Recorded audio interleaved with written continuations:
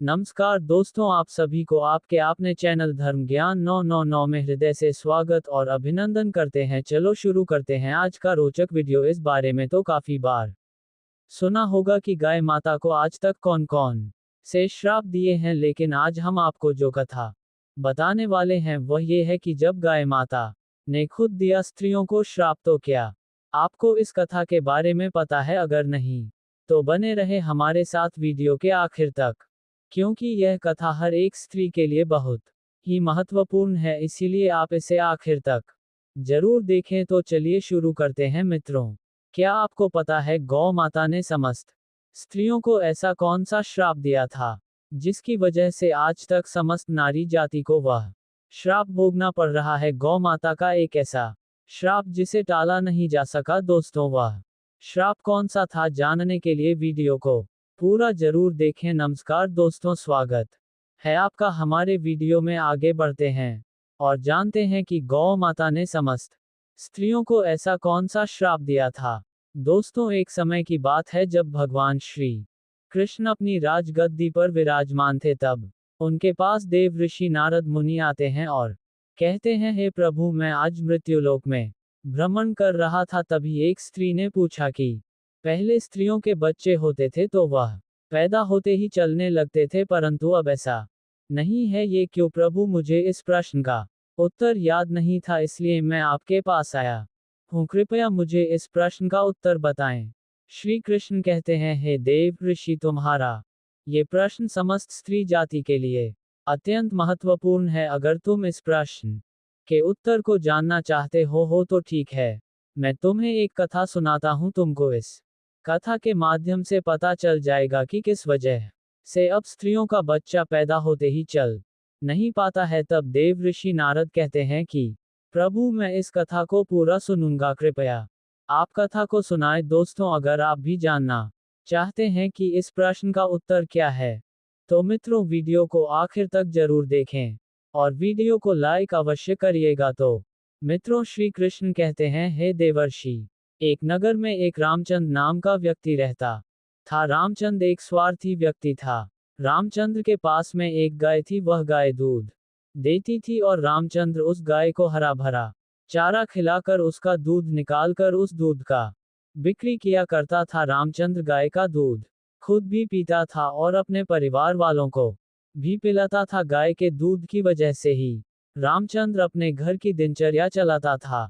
रामचंद्र का समय इसी तरह से व्यतीत हो रहा था। कुछ दिनों के बाद एक समय ऐसा आया कि जब रामचंद्र को गाय ने दूध देना बंद कर दिया। जैसे ही गाय ने दूध देना बंद कर दिया तो इधर रामचंद्र ने उस गाय को चारा डालना बंद कर दिया। और एक दिन ऐसा आ गया कि उस दिन रामचंद्र ने गाय को बहुत मारा पीटा और उसने उस गाय को घर से ले जाकर जंगल में छोड़ दिया। अब वह गाय बेचारी अकेली पड़ गई। बेचारी अकेली जंगल में इधर उधर घूमती फिरती है और एक दिन जंगल में बने एक मंदिर के पास में पहुंचती है और भगवान से विनती करते हुए कहती हैं, हे भगवान, मैं आपसे ये विनती करती हूँ कि हमें गाय की योनि में डालकर कितना गलत काम किया है। श्री कृष्ण कहते हैं, हे देवर्षि, वह गाय कहती है, देखिए, जो आपकी 84 लाख योनियों में सर्वश्रेष्ठ योनि मानव की है, वह कितना पाप और कितना दुष्कर्म करता है। वह गाय आगे कहती हैं, जब तक मैं दूध देती रही तब तक उस व्यक्ति ने मुझे अपने घर पर रखा हरा भरा चारा खिलाया। जैसे ही मैंने दूध देना बंद कर दिया, उसके बाद में उसने मुझे चारा भी नहीं डाला। इतना ही नहीं, उसने तो मुझे घर से बाहर ही निकाल दिया। अब मैं इधर उधर भटक रही हूँ। अब जंगल में चारा खा खाकर, घास खा करके मैं अपने पेट को भरती हूँ। हे भगवान, आपने जो सर्वश्रेष्ठ योनि बनाई है, ये तो कितनी स्वार्थी और लालची योनि है। श्री कृष्ण कहते हैं कि हे देवर्षि नारद, धीरे धीरे समय व्यतीत होता चला गया। गाय बेचारी इधर उधर भटकती रही। जब भी वह गाय रामचंद्र के द्वार पर आ जाती तो रामचंद्र लाठी लेकर उस गाय को जंगल की तरफ, खेतों की तरफ भगा कर आता है। श्री कृष्ण कहते हैं, हे देव ऋषि, धीरे धीरे जब वह गाय एक दिन गर्भवती हो जाती है, तो अब जैसे ही 3-4 महीने का गर्भ हुआ है, तो उसी जंगल से एक स्त्री गुजर रही थी। उस स्त्री ने जैसे ही उस गाय को देखा, उसने मन में सोचा कि यह गाय तो गर्भवती है, मैं एक काम करती हूँ, इस गाय को मैं पाल लेती हूँ, जब इसका बच्चा हो जाएगा तो यही गाय मुझे दूध देने लगेगी, तब मैं इसका दूध खुद भी पीऊंगी और साथ ही अपने परिवार वालों को भी पिलाऊंगी और बिक्री भी करूंगी। लेकिन जैसे ही वह स्त्री उस गाय को पकड़ने के लिए अपने अपने पति को बुलाने के लिए जाती है, और जब तक उसका पति वहां पर आता है तब तक वह गाय वहां से चली जाती है। धीरे धीरे और समय व्यतीत होता गया। श्री कृष्ण कहते हैं, हे देवर्षि, जब उस गाय के प्रसव का समय नजदीक आ गया तब वह एकांत जंगल में सुरक्षित जगह पर जाकर के उस गाय ने एक बछड़े को जन्म दिया। श्री कृष्ण कहते हैं कि हे देवर्षि, प्रसव के कुछ समय बाद वही स्त्री उसी जंगल में घास काटने के लिए गई हुई थी। जैसे ही उसने दूर से देखा कि एक गाय ने अपना बच्चा जन्म दिया हुआ है, तब वह स्त्री उसके पास गई और उसने ध्यान से उस गाय को देखा तो बोली कि अरे, ये तो वही गाय है, इस गाय ने तो बछड़ा दे ही दिया। चलो अच्छा हुआ, वह स्त्री सोचती है, अब मैं इस गाय को पकड़कर अपने घर पर अवश्य ले जाऊंगी। जैसे ही वह स्त्री उस गाय के पास से अपने पति को बुलाने के लिए जाने लगती है, तभी गाय ने उसी समय उस स्त्री से कहती है, बहन, आज तुम हमारे ऊपर एक परोपकार कर दो। यह मेरा जो बच्चा है ये पीछे पड़ा हुआ है, इसे उठाकर तुम मेरी गर्दन के ऊपर रख दो। मैं अपने बच्चे को लेकर किसी सुरक्षित जगह पर चली जाऊंगी, क्योंकि यह मेरा बच्चा 8 महीने बाद चलने लायक हो पाएगा। 8 महीने बाद अपने पैरों पर चलेगा। श्री कृष्ण कहते हैं, हे देवर्षि नारद, जैसा अब भी है ऐसा पहले नहीं था। पहले गाय का बच्चा 8 महीने के बाद ही अपने पैरों पर चलने लायक हुआ करता था। श्री कृष्ण कहते हैं, हे देवर्षि, लेकिन जैसे ही उस स्त्री ने गाय की बात सुनी तो बहुत जोर जोर से हंसने लगी और कहने लगी, तुम्हारा बच्चा इतना गंदा है, इतनी गंदगी में पड़ा है, मैं तुम्हारे बच्चे को उठाकर तुम्हारे कंधे पर क्यों रखूं, मैं तुम्हारे ऊपर ये परोपकार क्यों करूं। जैसे ही उस स्त्री ने उस गाय का बहुत मजाक बनाया, उस समय गाय बेचारी असहाय थी, वह अपने बच्चे को उठा नहीं सकती थी। श्री कृष्ण कहते हैं कि हे देव ऋषि, उसी समय दुखी होकर गाय ने श्राप दे दिया। उसने श्राप देते हुए कहा कि जाओ,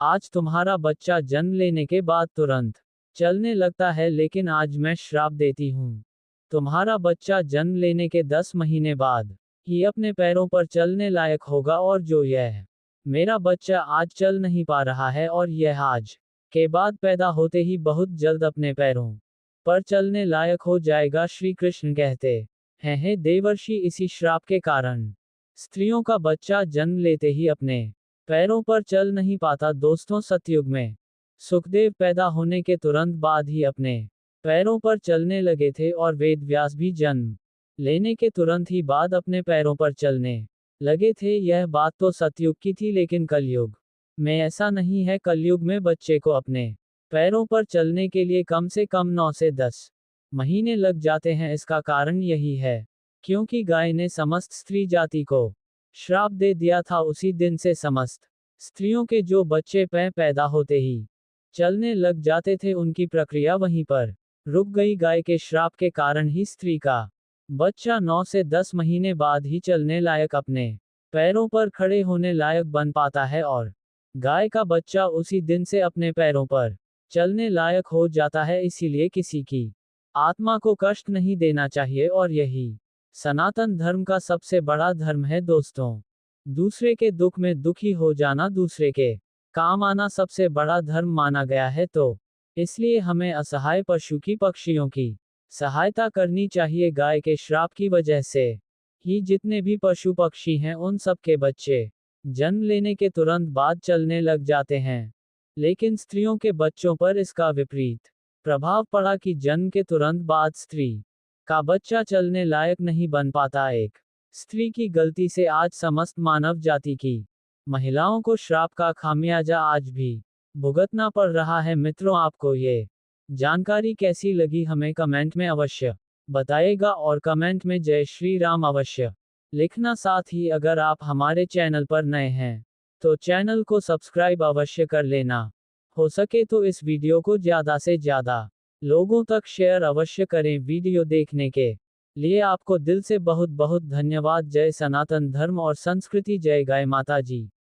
दूसरे कथाओं के अनुसार गाय ने स्त्रियों को क्यों श्राप दिया? श्री कृष्ण की कथा। यह एक लोकप्रिय कथा है जो विभिन्न संस्कृतियों में अलग अलग रूपों में पाई जाती है। ये कहानी नारीत्व और समाज के विभिन्न पहलुओं पर विचार करने के लिए एक प्रारंभिक बिंदु हो सकती है। कथा का सार। गाय का दुख। एक बार एक गाय बहुत दुखी थी। उसे भूख और प्यास लगी हुई थी। उसने एक स्त्री से मदद मांगी लेकिन स्त्री ने उसकी मदद नहीं की। श्राप। गाय ने स्त्री को श्राप दे दिया कि उसके बच्चे जल्दी से बड़े नहीं होंगे। श्री कृष्ण का स्पष्टीकरण। श्री कृष्ण ने इस कथा को सुनाते हुए बताया कि यह श्राप इसलिए दिया गया क्योंकि स्त्री ने एक जीवित प्राणी के दुख को नजरअंदाज किया था।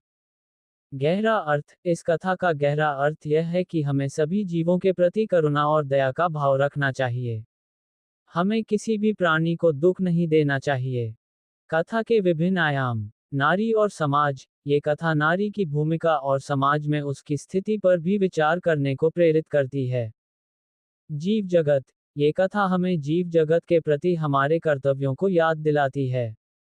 कर्म और फल। ये कथा कर्म और फल के सिद्धांत को भी दर्शाती है। ध्यान देने योग्य बातें। कथा का मूल स्रोत। ये कथा विभिन्न पुराणों और ग्रंथों में मिलती है। कथा के विभिन्न रूप। इस कथा के कई रूप हैं और अलग अलग संस्कृतियों में इसे अलग अलग तरीके से बताया जाता है। आधुनिक संदर्भ। इस कथा को आधुनिक संदर्भ में भी समझा जा सकता है। निष्कर्ष। ये कथा हमें मानवीय मूल्यों और नैतिकता के महत्व को याद दिलाती है। हमें सभी जीवों के प्रति करुणा और दया का भाव रखना चाहिए। अधिक जानकारी के लिए आप निम्नलिखित स्रोतों का भी सहारा ले सकते हैं। धार्मिक ग्रंथ। विभिन्न पुराण और ग्रंथ। धार्मिक विद्वान। आप किसी धार्मिक विद्वान से भी इस विषय पर बात कर सकते हैं। ऑनलाइन संसाधन। इंटरनेट पर इस विषय पर कई लेख और वीडियो उपलब्ध हैं। डिस्क्लेमर। ये कथा एक धार्मिक कथा है और इसे आध्यात्मिक दृष्टिकोण से समझना चाहिए। क्या आप इस विषय पर और कुछ जानना चाहते हैं?